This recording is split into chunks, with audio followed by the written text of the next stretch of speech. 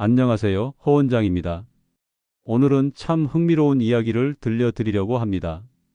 지난주 진료실에 한 어르신이 찾아오셨어요. 약봉지를 들고 오신 70대 김 할머니셨죠. 얼굴에는 걱정이 가득했습니다. 하얀 머리카락을 단정하게 빗어 넘기신 채로 의자에 앉으시더니 한숨부터 내쉬셨습니다. 원장님, 동네 약국에서 받았는데 너무 비쌌어요. 이게 맞는 건가요? 봉지 안에는 제가 늘 처방하는 평범한 고혈압약이 들어 있었습니다. 살펴보니 제가 처방한 약은 맞았지만 가격이 평소보다 훨씬 비싸 보였죠. 그때 문득 깨달았습니다. 우리가 매일 복용하는 약 이름만 다르고 성분은 같은 약들이 가격은 3배까지 차이 날 수 있다는 사실을요. 김 할머니의 손을 잡고 천천히 설명해 드렸습니다. 할머니, 이 약이 4,000원짜리인지 1,200원짜리인지 알고 계셨나요? 약값 충분히 줄일 수 있습니다. 단 할머니가 묻기만 하면 됩니다. 할머니의 눈이 커지셨어요.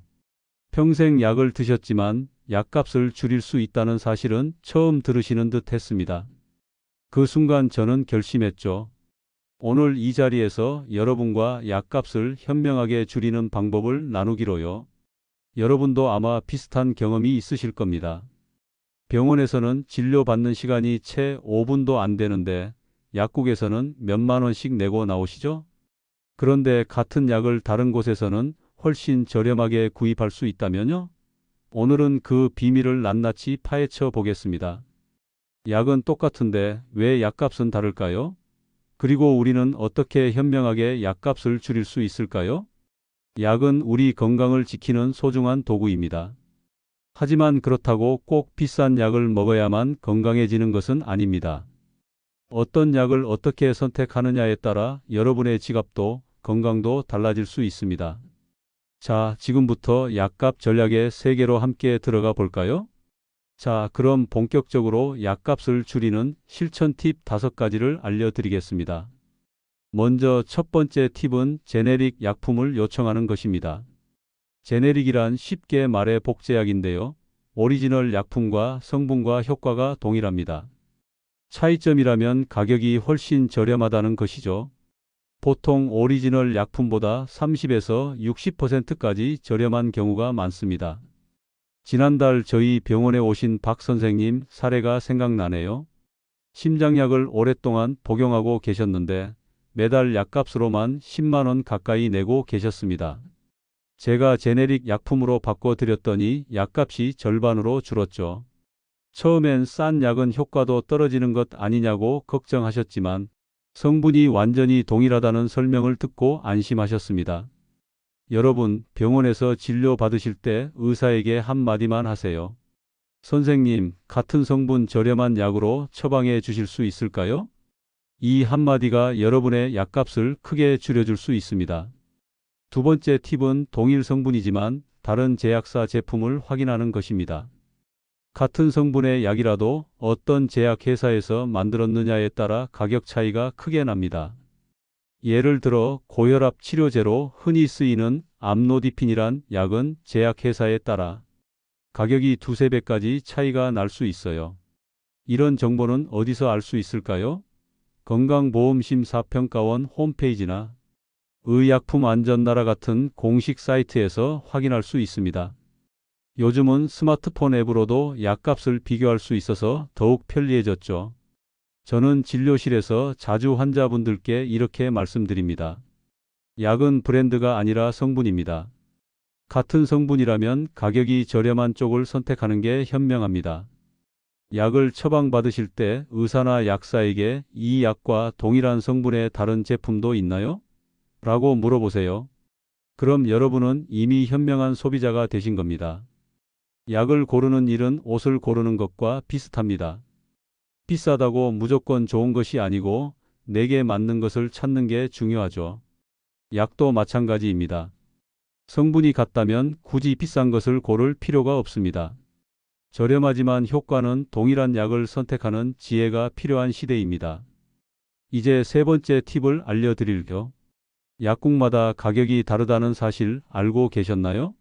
우리나라는 약국 자율가격제를 시행하고 있어서 같은 약이라도 약국마다 가격 차이가 있습니다.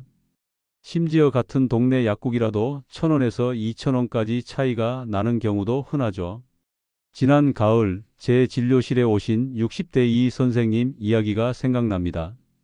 고혈압약을 타러 늘 가던 약국에 갔다가 옆 건물 약국 가격이 훨씬 저렴하다는 사실을 우연히 알게 되셨대요. 매달 10,000원 넘게 차이가 났다니 놀라울 따름입니다. 원장님, 저는 3년 동안 비싼 약국에서 약을 샀으니 100만 원은 더 쓴 셈이네요. 이 선생님의 한탄이 아직도 귓가에 생생합니다. 그래서 저는 환자분들께 여러 약국의 가격을 미리 알아보는 방법을 알려드리고 있습니다. 건강보험심사평가원에서 운영하는 약가 공개 시스템이나 관련 앱을 활용하면 내 주변 약국들의 약가를 쉽게 비교할 수 있답니다. 네 번째 팁은 장기 처방을 요청하는 것입니다. 만성질환으로 꾸준히 약을 복용하시는 분들에게 특히 유용한 방법이에요. 병원에서는 보통 한 달치 약을 처방해 주지만 상태가 안정적이라면 30일 이상 장기 처방을 요청할 수 있습니다. 제 환자 중 70살의 최 할아버지는 당뇨와 고혈압 약을 10년 넘게 드시고 계셨어요. 매달 병원에 오시는 게 힘드셨죠. 상태가 안정적이라 2달치 처방으로 바꿔드렸더니 진료비와 교통비가 절반으로 줄었고 무엇보다 병원 오가는 수고가 크게 줄었다며 좋아하셨습니다. 자주 병원 가는 게 건강한 건 아닙니다. 효율적으로 관리하는 게 중요하지요. 물론 장기 처방이 모든 환자에게 적합한 것은 아닙니다. 증상이 불안정하거나 약 용량 조절이 필요한 경우에는 단기 처방이 더 안전할 수 있어요. 하지만 상태가 안정적이라면 담당 의사와 상담 후 장기 처방을 고려해 보세요. 진료비와 약값을 동시에 절약할 수 있는 좋은 방법입니다. 약을 복용하는 건 건강을 위한 투자지만 그 투자가 꼭 비싸야 할 필요는 없습니다. 현명하게 약을 선택하고 관리하는 것, 그것이야말로 진정한 건강관리의 첫걸음이라고 생각합니다. 다섯 번째이자 마지막 팁은 약국에서 조제 요청 시 복약지도서를 꼭 확인하는 것입니다. 복약지도서란 약사가 약을 조제해 줄 때 함께 제공하는 설명서인데요. 여기에는 약의 성분, 가격, 복용법뿐만 아니라 대체 가능한 약까지 상세히 적혀 있습니다. 얼마 전 진료실에 오신 68살 최 씨 사례가 참 인상적이었습니다. 최 씨는 여러 병원을 다니며 비슷한 성분의 약을 중복해서 드시고 계셨어요. 그러다 보니 약 부작용도 생기고 약값도 무척 많이 나왔죠. 복약지도서를 꼼꼼히 확인하고 중복된 약을 조정했더니 월 2만 원가량 약값이 절약되었습니다. 복약지도서는 단순한 종이가 아니라 여러분의 건강과 지갑을 지키는 중요한 정보입니다. 혹시 받지 못하셨다면 약사에게 요청하세요. 그리고 집에 돌아가서 차분히 내용을 읽어보시길 권합니다. 여기까지 약값을 줄이는 5가지 팁을 소개해 드렸습니다. 정리하자면 첫째, 제네릭 요청하기. 둘째, 동일 성분 다른 제약사 제품 확인하기. 셋째, 약국별 가격 비교하기. 넷째, 장기 처방 요청하기. 다섯째, 복약지도서 확인하기입니다. 이 5가지 방법을 실천한다면 약값은 줄이면서도 건강은 똑같이 지킬 수 있습니다. 저는 환자분들께 항상 이렇게 말씀드립니다. 약은 무조건 비싼 게 좋은 게 아닙니다. 자신에게 맞는 약을 현명하게 선택하는 게 더 중요합니다. 요즘 병원과 약국을 방문하면 정보의 홍수 속에 있는 느낌이 들 때가 많습니다. 의학 용어들은 어렵고 약 이름은 생소하고 무엇을 물어봐야 할지 모르는 경우가 대부분이죠. 하지만 제가 오늘 알려드린 5가지 팁만 기억하셔도 훨씬 더 현명한 의료 소비자가 되실 수 있습니다. 특히 나이가 들수록 복용하는 약의 종류와 양이 많아지기 마련입니다. 그만큼 약값도 부담이 커지죠. 하지만 약값을 절약한다고 해서 약의 효과가 떨어지는 것은 결코 아닙니다. 똑같은 성분, 똑같은 효과로 지갑은 더 가볍게, 마음은 더 든든하게 만들 수 있답니다. 이제 실제 약값 절약 사례를 좀 더 구체적으로 살펴볼까요? 정년 퇴직 후 연금으로 생활하시는 68살 박 선생님 이야기입니다. 박 선생님은 고혈압과 당뇨, 그리고 고지혈증까지 3가지 만성질환으로 매달 약값에만 10만 원 가까이 쓰고 계셨습니다. 원장님, 약값이 너무 부담돼요. 좀 줄일 방법 없을까요? 박 선생님의 간절한 표정이 아직도 눈에 선합니다. 그래서 저는 박 선생님과 함께 약값 전략 프로젝트를 시작했죠. 우선 처방전을 살펴봤습니다. 고가의 오리지널 약이 많았어요. 동일 성분의 제네릭으로 변경하니 약값이 3만 원 정도 줄었습니다. 그 다음으로는 여러 약국의 가격을 비교해 봤습니다. 놀랍게도 같은 처방전인데도 약국마다 15,000원까지 차이가 났어요. 그리고 박 선생님 상태가 안정적이어서 2달치 장기 처방으로 변경했더니 진료비도 절약되었습니다. 결과적으로 박 선생님은 매달 약값과 진료비를 합해 5만 원 가까이 절약하게 되셨습니다. 1년이면 60만 원, 10년이면 600만 원이 절약되는 셈이죠. 작은 정보 하나가 이렇게 큰 차이를 만들어낸 겁니다. 또 다른 사례는 72살 김 할머니의 이야기입니다. 김 할머니는 여러 병원을 다니며 비슷한 계열의 약을 중복해서 처방받고 계셨어요. 특히 진통소염제를 3종류나 복용하고 계셨죠. 이런 중복 처방은 약효를 높이지 않고 오히려 부작용 위험만 키울 수 있습니다. 복약 지도서를 꼼꼼히 확인하고 주치의와 상담한 결과 약의 종류를 줄이면서도 효과는 그대로 유지할 수 있었습니다. 약값은 30% 넘게 줄었고 무엇보다 부작용 걱정 없이 안전하게 약을 복용할 수 있게 되셨죠. 이런 사례들을 보면서 저는 항상 생각합니다. 약값 전략은 단순히 돈의 문제가 아니라 건강을 더 효율적으로, 더 안전하게 관리하는 방법이라고요. 약은 꼭 필요한 만큼만, 그리고 가능한 한 합리적인 가격에 구입하는 것이 현명합니다. 요즘 병원에서는 환자들에게 이런 정보를 잘 알려주지 않는 경우가 많습니다. 바쁜 진료 환경 탓도 있겠지만 무엇보다 환자 스스로가 물어보지 않기 때문입니다.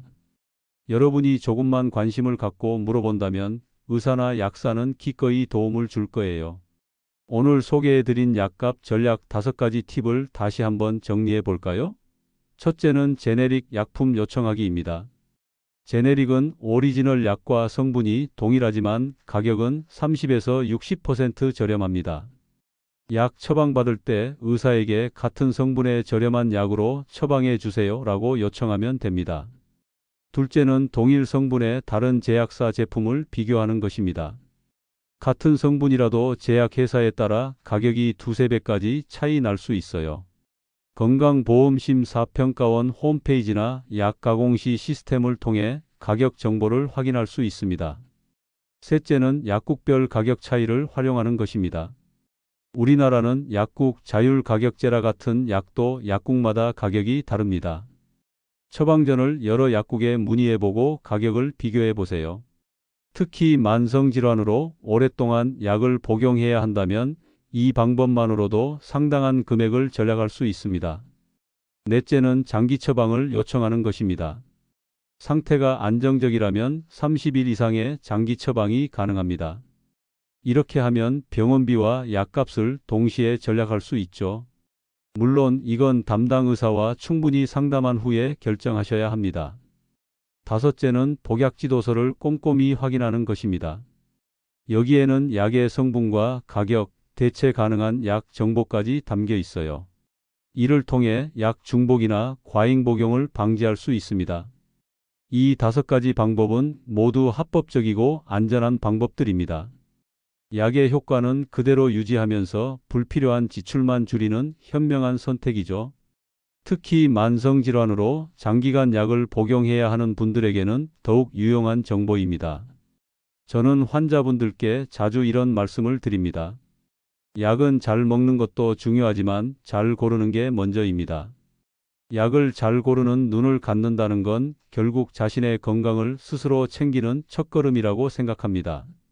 최근에는 인터넷이나 스마트폰 앱을 통해 약 정보를 쉽게 얻을 수 있게 되었습니다. 약학정보원, 복약 정보 검색 같은 공식 사이트나 앱을 활용하면 내가 복용 중인 약의 정보를 언제 어디서나 확인할 수 있어요. 이런 정보의 바다 속에서 현명한 선택을 하는 지혜, 그것이 바로 오늘날 필요한 건강관리 능력입니다. 한 번은 진료실에 찾아오신 70대 노신사 분이 계셨습니다. 약봉지를 꺼내 보이시면서 한숨을 쉬셨죠. 원장님, 이 약들이 제 재산입니다. 매달 약값으로만 15만 원 넘게 쓰고 있어요. 그분의 말씀을 듣고 처방전을 살펴보니 정말 많은 약을 복용하고 계셨어요. 그 중에는 중복되는 약도 있었고 고가의 오리지널 약도 여러 개 있었습니다.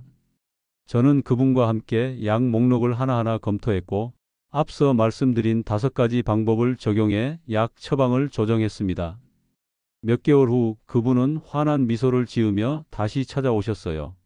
원장님, 약값이 절반 가까이 줄었어요.